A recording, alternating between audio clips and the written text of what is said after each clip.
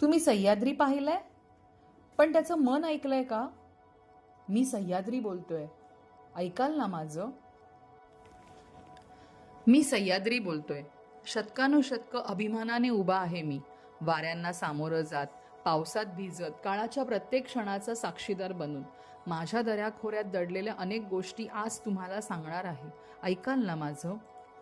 मी म्हणजे सह्याद्री, भारताच्या पश्चिम किनाऱ्यालगत पसरलेली भव्य पर्वतरांग. मला पश्चिम घाट असेही म्हणतात. हजारो वर्षापूर्वी पृथ्वीच्या हालचालीमुळे माझी निर्मिती झाली. तेव्हापासून मी निसर्गाचा अविभाज्य भाग बनून उभा आहे. माझ्या कुशीत अनेक प्रकारचे जीव राहतात.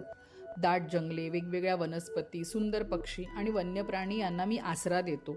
पावसाळ्यात माझ्यावरून वाहणारे धबधबे खूप सुंदर दिसतात. माझा हिरवागार निसर्ग पाहून प्रत्येकाचं मन आनंदी होतं. पण माझी खरी ओळख माझ्या इतिहासामुळे उजळते.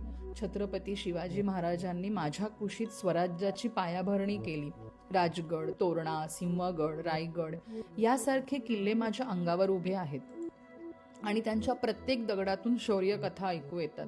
अफजल खानाशी झालेले युद्ध, गनिमी काव्याच्या रणनीती हे सारे क्षण मी स्वतः पाहिले आहेत.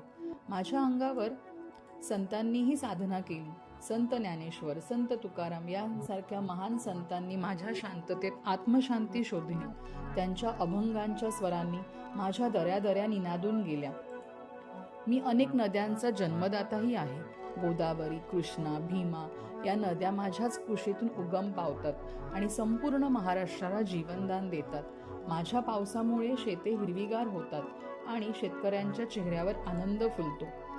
पण आज मी खूप व्यथित आहे. तुमच्या विकासाच्या नावाखाली माझं अस्तित्वच धोक्यात आलं आहे. जंगलतोड वाढत आहे. झाडं निर्दयीपणे कापली जात आहेत. माझ्या कुशीतून वाहणाऱ्या नद्या प्रदूषित होत आहेत. प्लास्टिकचा कचरा माझ्या अंगावर टाकला जातोय. माझ्या शांततेला भंग करणारा आवाज, प्रदूषण आणि बेदरकार पर्यटन मला जखमी करत आहे. बेदरकार पर्यटन म्हणजे जास्त पर्यटन किंवा खूप अतिशय पर्यटन. त्यामुळे काय होतं, आपली जी ही ऐतिहासिक स्थळं आहेत ती खराब होत आहेत. तर एक भारतीय नागरिक म्हणून आपणच त्याची जबाबदारी घेतली पाहिजे. मला इथपर्यंत माझा निबंध आवडला असेल तर comment, like, share and subscribe नक्की करा. आता आपण पुढे जाऊया. पूर्वी माझ्या डोंगरावर पक्ष्यांची किलबिल ऐकू यायची. वाऱ्यांची सळसळ मनाला सुखवायची. पण आता त्या जागी मशीनचा आवाज आणि मानवी हस्तक्षेप वाढला आहे. माझ्या भोवतालची हिरवळ हळूहळू कमी होत चालली. मला राग नाहीये, पण खूप दुःख आहे.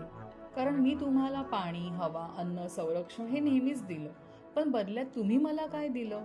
फक्त जखमा. अजूनही वेळ गेलेली नाही. झाडे लावा, जंगल वाचवा, प्रदूषण कमी करा, निसर्गाचा आदर करा, माझा आवाज ऐका. कारण माझं रक्षण म्हणजेच तुमचं रक्षण. जर तुम्ही प्रयत्न केले तर मी पुन्हा तितक्याच ताकदीने उभा राहीन. माझ्या हिरवळीला वाचवेन, माझ्या नद्या स्वच्छ ठेवा आणि माझ्या जंगलात परत जिवंतपणा आणा. मी सह्याद्री आहे, तुमचा रक्षक, तुमचा इतिहास, तुमचं भविष्य. मला वाचवा म्हणजे तुमचं अस्तित्वही सुरक्षित राहील. मी सह्याद्री बोलतोय. आता तुमच्यावरच आहे माझी जबाबदारी.